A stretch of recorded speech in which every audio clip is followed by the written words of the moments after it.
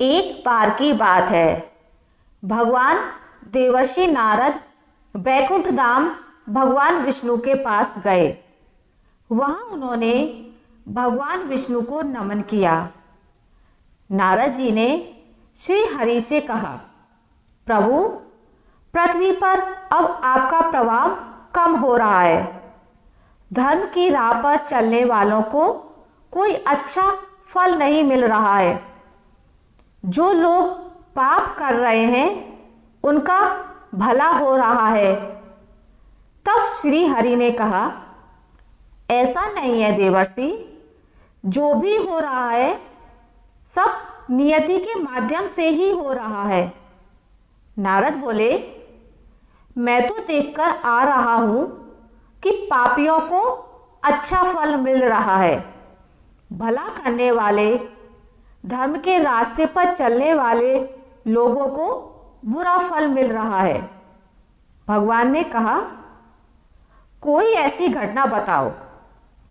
तो नारद जी ने कहा, अभी एक जंगल से आ रहा हूं। वहां पर एक गाय दलदल में फंसी हुई थी। कोई उसे बचाने वाला नहीं था। तभी एक चोर उधर से गुजरा। गाय को दलदल में फंसा हुआ देखकर भी नहीं रुका, बल्कि वह उस पर पैर रखकर दलदल लांघकर निकल गया।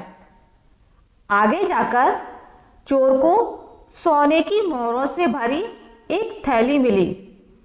थोड़ी देर बाद वहां से एक वृद्ध साधु गुजरा। उसने उस गाय को बचाने की पूरी कोशिश की। पूरे शरीर का जोर लगाकर उस गाय को बचा लिया। लेकिन प्रभु, मैंने देखा कि गाय को दलदल से निकालने के बाद वह साधु आगे गया तो एक गड्ढे में गिर गया। प्रभु, बताइए यह कौन सा न्याय है? नारद जी की बात सुनकर प्रभु बोले, यह सही ही हुआ। जो चोर गाय पर पैर रखकर भाग गया था, उसकी किस्मत में तो खजाना था, लेकिन उसके इस पाप के कारण उसे केवल कुछ मोहरें ही मिली।